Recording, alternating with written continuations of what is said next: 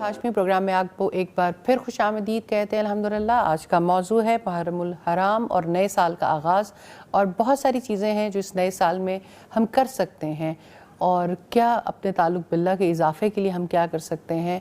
बहुत ऐसे मौक़े पे जब आप बैठ के सोच विचार करते हैं और रीथिंक करते हैं और ब्रेनस्टॉर्मिंग करते हैं तो बहुत सारे रास्ते, नए उफ़क़ तलाश करने में कामयाबी हासिल होती है कि इंसान अपनी ज़िंदगी की क्वालिटी को बेहतर कर सकता है।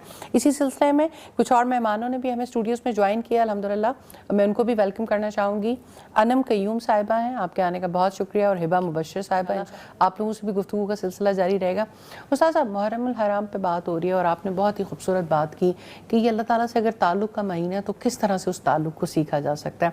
अब मैं जो अगली चीज़ आपसे पूछना चाहती हूँ, बहुत ज़्यादा हमें सोसाइटी में जिस चीज़ का सामना आजकल पेश करना पड़ता है, दैट इज़ होपलेसनेस, लोनलीनेस।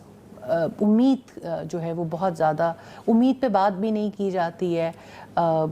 ये भी एक हमारा बहुत बड़ा अलमिया है कि हम चीज़ों की बेहतरी के एंगल पे बात इतना कम करते हैं। और क्या कुछ उम्मीद का रास्ता किस तरह से है? नए साल के साथ बहुत सारी उम्मीदें वाबस्ता होती हैं, तो उम्मीद के चिराग कैसे जलाए जा सकते हैं? अच्छा और गहरा सवाल है, और इंशाअल्लाह असरअंदाज होने वाला है इंशाअल्लाह। देखिए, इस्लाम में उम्मीद का क्या मकाम है, उम्मीद की क्या अहमियत है। अल्लाह ताला से उम्मीद बांधना ये दिल की इबादत है, और इसके मुकाबले में मायूसी कुफ्र है। हमारे दीन का हिस्सा है अल्लाह सुब्हानहू तआला से उम्मीद बांधना। अब आप देखिए कि कब कब उम्मीद बांधनी है, लम्हे लम्हे में, क्योंकि वो हमारी सारी मांगें पूरी कर सकता है, क्योंकि वो वाला है, क्योंकि वो हर चीज़ का मालिक है, क्योंकि वो हमारी ज़िंदगी पर कुल्ली इख्तियार रखता है, क्योंकि वो कभी हमें अकेला नहीं छोड़ता।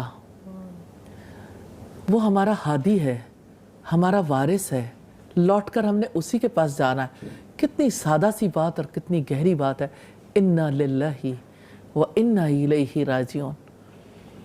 पढ़ते तो हम उस वक्त है ज़्यादा जब कभी को मुसीबत पहुंचती है या मौत का वक्त होता है कि बेशक हम अल्लाह के हैं और बेशक हम अल्लाह ताला की तरफ लौटने वाले हैं, लेकिन ज़िंदगी में लम्हे लम्हे काम आने वाली चीज़ है। यही चीज़ तो है जिस पर हमने फोकस करना है कि हम अल्लाह के हैं। अल्लाह ताला के महीने की याद क्यों दिलाना चाहते हैं कि हम अल्लाह के हैं और हम लौट कर उसी की तरफ जाने वाले हैं। हमारी हर सोच को उसकी तरफ लौटना चाहिए। अगर उसकी तरफ लौटेगी, मायूसी ख़त्म हो जाएगी। होप का रास्ता यही है। दूसरी बात यह है कि होप होती है इंसान को अपने माजी से, मॉडल पर्सनैलिटी से, अपने रोल मॉडल से, अपने हीरो से, कि उन्होंने मुसीबत के वक्त में, मुश्किल वक्त में कैसा वक्त गुजारा। और आज हम इंशाअल्लाह सईदा ज़ैनब पर जब बात करेंगे तो हमें होप के बहुत सारे रास्ते दिखाई देंगे इंशाअल्लाह ताला, प्रैक्टिकल एंगल्स इंशाअल्लाह। लेकिन जो यानी बुनियादी बात है होप के हवाले से, उम्मीद बांधने के हवाले से, तो अल्लाह सुब्हानहू तआला से उम्मीद बांधना और अपने रोल मॉडल्स को देखना कि उन्होंने कैसे उम्मीद बांधी। मुझे याद आती है इकबाल की बात कि तुझे उस कौम ने पाला है आगोशे मोहब्बत में, कुचल डाला था जिसने पाँव तले ताजे सरे दारा। अब आप देखिए पूरी उम्मत के लिए कितनी बड़ी होप है कि तुम्हारा अपना ताल्लुक तो देखो, तुम्हारा ताल्लुक किनसे जा जुड़ता है, कि उन्होंने ज़िंदगी में काम कैसे किए थे। मुझे आज की यूथ में बड़ी होप नज़र आती है कि हमारी यूथ ने दोबारा से अपनी हिस्ट्री को स्टडी करना शुरू किया। यूथ अब बातें करती है वॉरियर्स के बारे में। बताएं मुस्लिम वॉरियर्स कौन थे, उन्होंने किस तरह से जंगें की थी, वो किस तरह से अपने से इतनी बड़ी कुव्वतों के साथ भिड़ गए थे। कितने यूथ है जिनके बारे में आप सोच नहीं सकते, उनके हुलिया देख के कि ये खालिद बिन वलीद की बात करेंगे, ये और वॉरियर्स की बात करेंगे। सलाहुद्दीन अय्यूबी की तरफ लोगों का बहुत ज़्यादा ट्रेंड हो गया। हालात ऐसे पैदा हो गए जहाँ आप नहीं भी बताएंगे आपका बच्चा सोचेगा, आपकी यूथ सोचेगी, लेकिन अगर आप बताएंगे तो आप अपना शेयर डालेंगे। बिल्कुल। तो ये होपलेसनेस क्यों है? क्योंकि काम करने का कोई मौका ही नहीं है। सहूलियात हैं, आपके हालात ऐसे हैं जिसमें यानी लोगों के लिए यानी اتنا کچھ میسر اور کرنے کو کچھ بھی نہیں ہے. اور جن کے پاس کچھ نہیں ہے نا, جن کے پاس کچھ نہیں ہے ان کے پاس بھی کرنے کو کچھ نہیں ہے. جی بالکل, یعنی وہ بھی کرنا نہیں چاہتے. تو اصل میں نہ کرنا جو ہے مایوسی کا سبب بنا ہوا. بہت بڑا سبب ہے. استاد میں مزید چاہوں گی, سب کو پتہ ہے, لیکن پھر بھی امید کی ضرورت انسان کو کہاں کہاں ہوتی ہے؟ دیکھیں, ہم اگر یہاں بیٹھے ہیں نا تو ایک امید کے ساتھ بیٹھے, بالکل الحمدللہ, کہ یہ گفتگو جو ہے انشاءاللہ نفع مند ہوگی. بالکل انشاءاللہ. یہ گفتگو ہمارے اپنے لیے نہیں ہے, یہ امت کے لیے ہے, امت کے افراد کے لیے. ہم نہیں جانتے اللہ سبحانہ تعالیٰ اسے کہاں تک پہنچائیں گے, لیکن ایک امید لے کے بیٹھتے ہیں. آپ جب صبح اٹھتے ہیں ایک امید لے کے اٹھتے ہیں, الحمدللہ الذی احیانا بعد ما اماتنا والیہ النشور. آپ اٹھتے ہی سب سے پہلے امید باندھتے ہیں, تمام تعریفیں اللہ تعالیٰ کے لیے ہیں جس نے ہماری موت کے بعد ہمیں زندگی دی اور اسی کی طرف ہم نے لوٹ کے جانا ہے. بستر سے اٹھنا ہے لیکن حشر کے اٹھنے کو یاد کر لیا کہ اس دن جب ہماری حاضری ہوگی, آج اس نے ہمیں زندگی دی, آج کام کا موقع دیا ہے اور کل ہم اس کے سامنے یہ کام لے کے جانے کے قابل ہوں گے. یہ دن ہمیں ہیلپ کرے گا.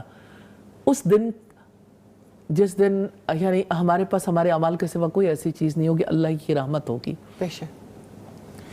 اور آپ یہ دیکھیے کہ یعنی مجھے یہ سوچنا ہے, مجھے یہ دیکھنا اور بتانا ہے وہ کون سا لمحہ ہے جہاں ہمیں امید کی ضرورت نہیں ہوتی. جہاں بھی امید کا رشتہ ٹوٹتا ہے ابلیس. مجھے ایک بچے کی بات یاد آتی ہے, اس نے سائیکالوجی میں ریسرچ کی, تو ریسرچ اس کی جو ہے وہ اسی موضوع پر تھی, اور وہ خاص طور پر جو ہے نا ڈپریشن کے حوالے سے جو ریسرچز ہوتی ہیں اس میں آگے تک جا کے اس کی کازز, اس کی باقی چیزیں سامنے آتی ہیں. لیکن اس بچے نے سوچتے سوچتے یہ بات کہی, اوہ اس کا تعلق تو ابلیس سے ہے, سب سے زیادہ تو ڈپریس وہ تھا. اوہو, سائیکالوجی ساری ڈپریشن پہ بات کرتی ہے اور ڈپریشن کی کازز پہ, تو اگر ابلیس کے ماڈل کو دیکھ لیں تو پھر سمجھ آ جائے گی کہ ڈپریشن ہوتا کہاں سے. اور ہم نے اس راستے پہ نہیں جانا, اور اس کے پیچھے کیا ہے, انا خیر من, میں اس سے بہتر ہوں. کہ جب انسان کے اندر یہ بڑائی کا احساس آتا ہے نا, اس کی وجہ سے انسان پھر ڈپریشن کی طرف جاتا ہے, ہوتا ہے انسان, اور ایگوسٹک ہونے کی وجہ سے پھر اس کے اندر اینگر بھی زیادہ ہوتا ہے. اور پھر یہ ہے کہ جب وہ اپنی مقاصد حاصل نہیں کر سکتا تو اس کو غم بھی زیادہ ہوتا ہے. یہی چیزیں لوگوں سے ہوپ کی بات کریں, کسی مریض سے, کسی اسٹوڈنٹ سے جو اپنی کیریئر میں آگے بڑھ نہیں پا رہا ہے, کسی ایسے فرد سے, کیونکہ آج کل جاب لیسنس بہت زیادہ ہے, فائنینشیل اسٹیبلٹی کے ایشوز نظر آتے ہیں اور ہر کوئی اسی پہ بات کرتا نظر آتا ہے, پولیٹیکل انسٹیبلٹی, فائنینشیل انسٹیبلٹی, امت ویسے کرائسس کا شکار ہے. تو وہ اکثر لوگ کہتے ہیں کہ باتوں سے پیٹ نہیں بھرتا, تو آپ کس امید کی بات کرتے ہیں؟ اس طرح کے لوگوں کے لیے پھر کیا راستہ ہے؟ باتوں سے پیٹ نہیں بھرتا, لیکن زندگی میں صرف آپ پیٹ ہی تو نہیں ہے. پیٹ سے کیوں جیتے ہیں؟ اپنے ذہن سے اور اپنے ایمان سے کیوں نہیں جیتے؟ اپنے یقین کے ساتھ کیوں نہیں جیتے؟ پیٹ سے جینا چاہتے ہیں تو ڈپریشن ہی ہوگا. اور آپ دیکھیں کہ پیٹ بھرنے کی بات سب سے زیادہ کس کے اندر ہے؟ اینیملز کے اندر. اس میں کوئی شک نہیں کہ ہمیں پیٹ بھرنے کی ضرورت ہے. لیکن مجھے کوثر نیازی کی بات یاد آتی ہے, وہ کہتا ہے کہ تو نے حق کو چھوڑا ہے احساس غربت سے فقط, سوچتا ہوں تو دل احساس سے دہل جاتا ہے, کیا اس بات سے بھی نہ تھی تجھ کو آگہی کہ رزق تو اس دور میں کتوں کو بھی مل جاتا ہے. ہمارے یہاں تو کتوں کو سب سے زیادہ رزق مل رہا ہے, اور لوگ جو ہیں وہ اپنی ہماری اکانومی کا کتنا بڑا شیئر ہے کتوں کی فوڈ کے لیے, اور انسانوں کو وہ فوڈ نہیں مل رہی.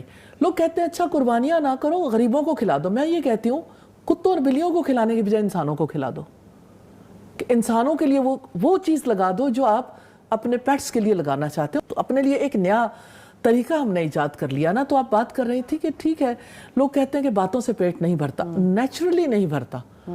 آپ کو کچھ کرنا ہے, you have to do something, لیکن کچھ تو کر لیں, کچھ تو کر لیں. جو ملتا ہے وہ کرنا شروع کر دیں, اللہ سبحانہ تعالیٰ راستے نکال دے گا انشاءاللہ تعالیٰ. بالکل انشاءاللہ. جزاک اللہ خیر. ادم آپ جو ہیں وہ ابھی پہلے بھی ہم بات کرے تھوڑی سی پہ بات بھی ہو رہی تھی, آپ بھی ایک ورکنگ لیڈی بھی ہیں, ایک مدر بھی ہیں, کیا دیکھتی ہیں اپنی سوسائٹی میں ارد گرد ہوپ کی کیا وجہ ہے, کیوں ہمیں ینگسٹرز میں ہوپ لیسنس نظر آتی ہے, یا کیا ایسے اقدام ہیں جو ہمیں کرنے چاہیے؟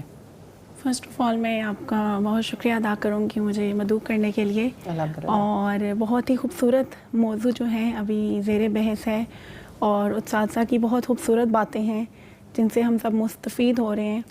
اور بالکل ہماری سوسائٹی میں ڈپریشن جو ہے بہت زیادہ بڑھ چکا ہے.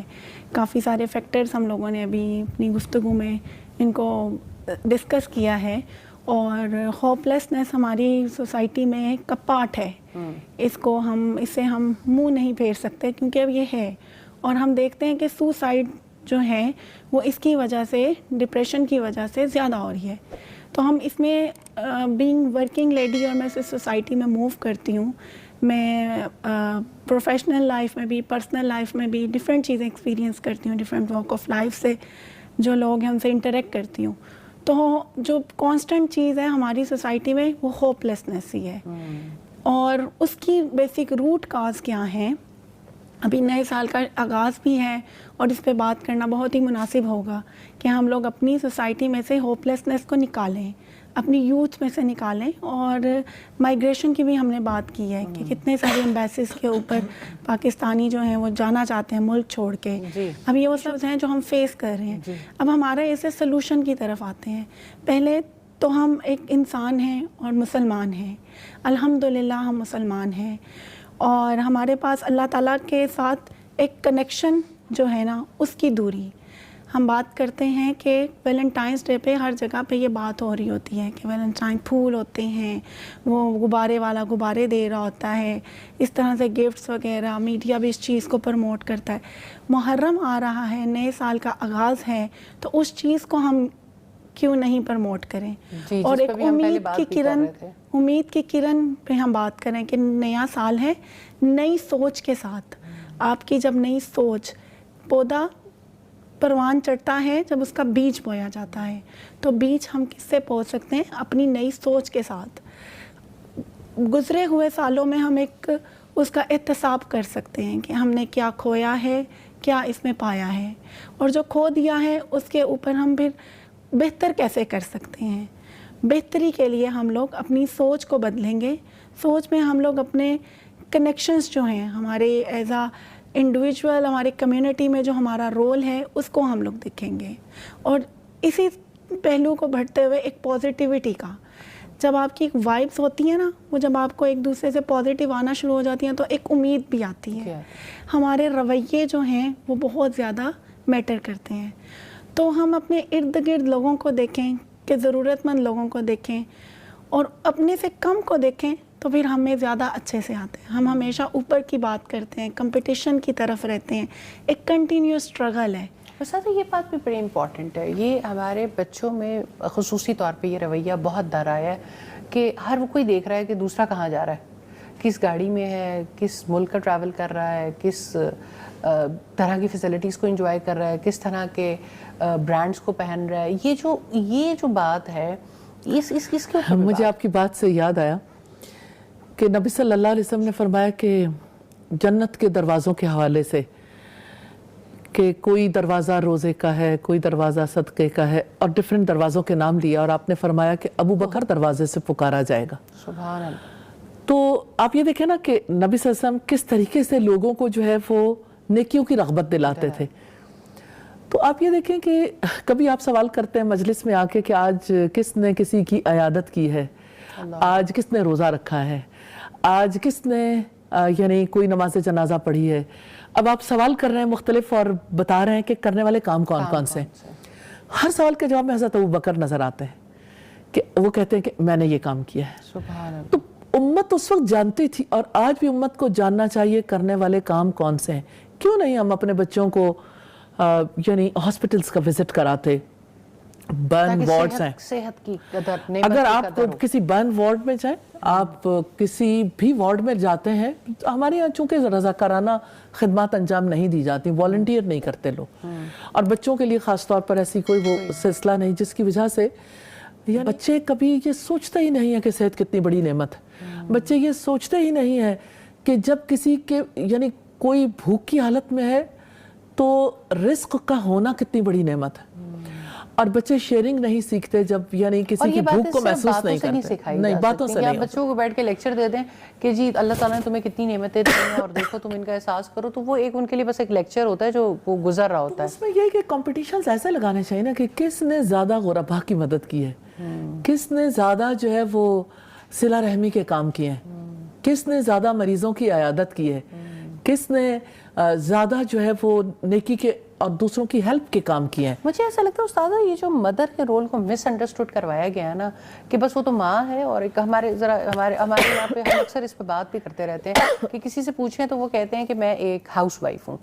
तो वो उसने बेचारी सोचा ही नहीं कि इतनी बड़ी जिम्मेदारी थी उसके पास, बीइंग अ मदर, एक जनरेशन को रेज करना और एक अच्छी जनरेशन को रेज करना, जिसमें ये सारी चीज़ें सिखाने की बहुत ज़रूरत थी। देखिए फायजा, मुझे लगता है कि हर हाउसवाइफ को अपना रोल समझना चाहिए कि वो नेशन बिल्डर है। Nation builder. देखिए आप बेशक किसी स्कूल में, किसी ऑर्गेनाइजेशन में, किसी गवर्नमेंट के इदारे में है, लेकिन माँ तो वो है ना जो हर घर में है। जी बिल्कुल। तो असल एजेंट तो चेंज एजेंट तो वही है जिसने ये सब कुछ सीखना है। और इसको अभी जैसे गुफ्तगू हो रही थी तो मुझे ऐसा लग रहा था ये सारी प्लानिंग तो स्ट्रीट लेवल पे होनी चाहिए। तो स्ट्रीट नहीं है तो बेसिकली होम लेवल पे होनी चाहिए कि वहाँ पे एक चेंज एजेंट बैठा हुआ है जो ये सब चीज़ें लर्न करे और अगली। हाँ, लेकिन फैज़ा ये बात बड़ी इंपॉर्टेंट है कि ये नहीं हो सकता कि हर घर में लोग खुद से खुद ये काम करने लग जाएं। इसके लिए जो है सोसाइटी को मुश्तरका तौर पर काम करने की ज़रूरत है। मिसाल के तौर पर अभी हम बात कर रहे हैं कि ये अल्लाह ताला का महीना, तो अल्लाह सुब्हानहू ताला की सबसे बड़ी निशानी हमारे पास क्या है? अल्लाह ताला का सबसे बड़ा पैगाम हमारे पास क्या है? कुरान। तो मुझे ऐसा फील होता है ये मंथ ऑफ कुरान भी है, सुभान अल्लाह, और ये मंथ ऑफ रिसालत भी है, मंथ ऑफ हिजरत भी है, और ये अल्लाह सुब्हानहू ताला की कंटेम्पलेशन के लिए उसकी मार्फत का महीना भी है। बिल्कुल। तो मुझे तो ये लगता है कि कुरान एक्सप्लोरेशन पे कॉम्पिटिशन्स होने चाहिए। ऐसे लॉन्च करें, बच्चों की तवज्जो इस तरफ करें कि अल्लाह सुब्हानहू ताला ने क्या मैसेज दिया, क्या मैसेज, और हर रोज़ उन्हें इंतज़ार हो मुख्तलिफ सोशल मीडियम्स पे। सोशल मीडिया इन्फ्लुएंसर्स से मैं कहना चाहती हूँ कि जब ये एक्टिविटीज़ हों तो आप इनको लेके आगे पूरी सोसाइटी तक पहुँचाने की कोशिश करें। तो उसमें बुनियादी चीज़ ये है कि रवाज देना है ना, तो रवाज देने के लिए चेंज एजेंट हैं, लेकिन जहाँ से बात चलती है उसको आगे लेके चलिए कि ये यानी किस किस एंगल पे हमें काम करना है। और मुझे ये लगता है कि चेंज के लिए सबसे ज़्यादा काम करने की ज़रूरत है जब लोग अपने रोल को अंडरस्टैंड करें कि मैं एक इंडिविजुअल नहीं, एक उम्मत का फ़र्द हूँ, और मुझे अपनी उम्मत के लिए काम करना है, और मुझे इंसानियत के लिए काम करना है, कम्युनिटी के लिए वर्क करना है, तो वॉलंटियर करें। आप ये देखें कि हर किसी को ये सबक दिया जाता है कि तुझको पराई क्या पड़ी, अपनी नबेड़, कि तुम्हें ज़रूरत ही नहीं कि किसी के मामले में मुदाखलत करो। तो अल्लाह के रसूल कहते हैं मन रआ मिनकुम मुनकरन फलयुगय्यिरहु बियदिही, जो कोई तुम में से बुराई को देखे उसको चाहिए कि अपने हाथ से बदल दे। अगर वो इसकी इस्तिताअत नहीं रखता तो अपनी ज़ुबान से रोक दे, इसकी भी ताकत नहीं रखता तो दिल से बुरा जाने। और ये सबसे ज़ईफ़ ईमान है। और रियली मैं गौर करती हूँ, मैं देखती हूँ, मैं लोगों से पूछती हूँ, तो मुझे पता चलता है लोग बुराई को दिल से भी नहीं बुरा जानते। तो अब आप ये चाहें कि अगर चेंज इस तरह से आ जाए कि सब लोग इंडिविजुअली हर कोई अपनी अपनी रिस्पॉन्सिबिलिटी समझ के कर रहा हो, ऐसा नहीं होगा। ये तो डिफरेंट फोरम्स हैं, इस्लामिक ऑर्गेनाइजेशंस हैं जो उठे और मिल के और अकेले अकेले जहाँ भी जिस किसी का जो रोल है वो इस रोल को यानी अपना रोल समझे ना, अपनी जिम्मेदारी समझे, और कम्युनिटी की चेंज के लिए, अल्लाह सुब्हानहू ताला से कनेक्शन के लिए, रसूलुल्लाह से कनेक्शन के लिए, उनकी हिजरत के लिए, और हिजरत से कनेक्शन के लिए, और कुरान से ताल्लुक़ के लिए कर सकते हैं वो कर डालें। जज़ाकल्लाह खैर। उस्तादा, ब्रेक पे जाने से पहले हिबा मैं आपसे पूछना चाहती हूँ, जब नाउमीदी घेरे में ले लेती हैं फिर क्या चीज़ है जो बचाती है? जज़ाकल्लाह खैर फ़ायज़ा, आपने यहाँ दावत दी, अल्हम्दुलिल्लाह बहुत प्यारी बातचीत उस्तादा कर रही हैं। मुझे ऐसे लगता है फ़ायज़ा कि हर इंसान को कोई ना कोई ऐसा रिश्ता चाहिए होता है जो उसकी सारी बातें सुने, जो उससे बहुत मोहब्बत करे, اور وہ جو ایک گیپ ہے وہ کوئی چیز پر نہیں کرتی اللہ تعالیٰ کی یاد کے سوا، اللہ تعالیٰ کی محبت کے سوا، اللہ تعالیٰ کے تعلق کے سوا. اور جب ایسی سچویشن میں ہم یعنی آ جاتے ہیں تو صرف ایک چیز ہے جو انسان کو سنبھالتی ہے، اس کو کھڑا رکھتی ہے، اور وہ ہے اللہ تعالیٰ کا تعلق، اور وہ ہے اللہ تعالیٰ سے امید کہ اللہ تعالیٰ میرے ساتھ ہے اور اللہ تعالیٰ مجھے دیکھتا ہے، مجھے سنتا ہے، وہ مجھے انشاءاللہ اس سچویشن سے نکال لے گا. اور پھر جب مجھے ایسا لگتا ہے کہ جب ہم اپنی یعنی ماضی میں بھی ایسی واقعات کو اور اپنے ساتھ ہونے والی ان حادثات کو یا بعض اوقات ایسی سچویشنز میں جب ہم ہوتے ہیں اور جب ہم خالص دل سے اللہ تعالیٰ کو پکارتے ہیں اور جب ہم اس پکار کا الحمدللہ اللہ تعالیٰ سے جواب بھی لیتے ہیں تو پھر وہ سچویشنز آپ کو بہت ہیلپ کرتی ہیں. ہبا کو یاد ہوگا بہت ینگ تھیں آپ، چھوٹی تھیں جس وقت اللہ سبحانہ تعالیٰ نے اچانک آپ کو پتہ چلا کہ آپ کے ہسبینڈ کو کینسر ہو گیا، اور پھر ود ان فیو ڈیز یعنی منتھس یا فیو ڈیز ان کی ڈیتھ ہو گئی. وہ آپ کے لیے بہت کریٹیکل ٹائم تھا، اور اللہ سبحانہ تعالیٰ نے آپ پر کتنی رحمت بھری چھاؤں کی کہ آپ کو اپنے کلام سے جوڑ دیا. تو کیا آپ بتائیں گی کہ اس کنیکٹیوٹی آف قرآن نے آپ کی شخصیت پر کیا اثر ڈالا اور کس طرح اللہ سبحانہ تعالیٰ نے آپ کو تھام لیا؟ جزاک اللہ خیر استاذہ جی، بہت ہی یعنی ایسا سوال ہے. میں یہ ضرور کہوں گی کہ سب سے پہلے اللہ تعالیٰ کا شکر اور اس کے بعد آپ کی بہت زیادہ شفقت محبت کہ جب میں نے النور کو جوائن کیا تو مجھے ایسے لگتا تھا کہ زندگی بالکل ختم ہے اور اس زندگی میں اب کچھ کرنے کو نہیں ہے میرے لیے. لیکن جیسے جیسے قرآن کی آیات اترتی تھیں اور ہم قرآن استاذہ سے پڑھتے تھے، بڑی بہت خوش قسمتی کہ استاذہ نے ہمیں قرآن اس وقت پہ پڑھایا. تو قرآن کی ایک آیت مجھے ایسے لگتا تھا جیسے میرے لیے یہ اللہ تعالیٰ مجھے کہہ رہے ہیں. اور جب صبر کی آیات آتی تھیں تو پھر تب بھی میرے آنسو نہیں رکتے تھے اور میں استاذہ سے سوال کیا کرتی تھی، اور استاذہ پھر مجھے کہتی تھیں کہ ہبا آپ حضرت عائشہ کے بارے میں سوچیں، آپ حضرت آسیہ کے بارے میں سوچیں، یا آپ مختلف ہماری جو خواتین ہیں جن کا اتنا رول ہے آپ ان کے بارے میں سوچیں. اور آپ اللہ تعالیٰ سے آپ نے کبھی ہوپ لیس نہیں ہونا، آپ نے کبھی امید کو نہیں چھوڑنا، اور آپ نے انشاءاللہ اللہ تعالیٰ کی کتاب کو تھامنا ہے، اس پر عمل کرنا ہے. تو استاذہ میں یہ دیکھتی ہوں کہ قرآن سے جب میں جڑ گئی اور قرآن واقعی میں مجھے اندھیرے سے نکال کے روشنی میں لے آیا، قرآن واقعی مجھے نا امیدی سے امید کی طرف لے کر آ گیا. اور وہ جو میرے اندر ایک چیز تھی کہ جو میں سمجھتی تھی کہ میرے لیے اب کرنے کے لیے کچھ نہیں ہے، تو قرآن نے اتنے زیادہ راستے کھول دیے اور اتنی زیادہ یعنی مجھے کرنے والے کاموں کا پتہ چل گیا، اپنے مشن کا پتہ چلا. پہلے مقصد صرف یہ لگتا تھا کہ گھر اور شوہر اور بچے اور فیملی، اور اس مقصد کے حوالے سے تو کبھی سوچا بھی نہیں تھا. اور جب رسول اللہ صلی اللہ علیہ وسلم کی زندگی کو ہم نے پڑھا، استاذہ سے سیرت پڑھی، ان کا جو دکھ، ان کا امت کے لیے رونا، تو مجھے اتنا زیادہ فیل ہوتا تھا کہ ہم کس بات پہ روتے ہیں، یعنی کہ ہم تو اپنی ہی محرومیوں کو روتے رہتے ہیں، اور رسول اللہ کس طرح رویا کرتے تھے. تو آپ یقین کریں میں نے اللہ تعالیٰ سے محبت الحمدللہ النور آ کر اور قرآن پڑھ کر سیکھی. میں نے رسول اللہ سے محبت، اللہ تعالیٰ آپ کو برکت دے، اور یہی تعلق ہے جس کی مضبوطی کے لیے انسان کو کام کرنے کی ضرورت ہے. باقی سارے تعلق جو ہیں وہ بہت پیچھے رہ جاتے ہیں.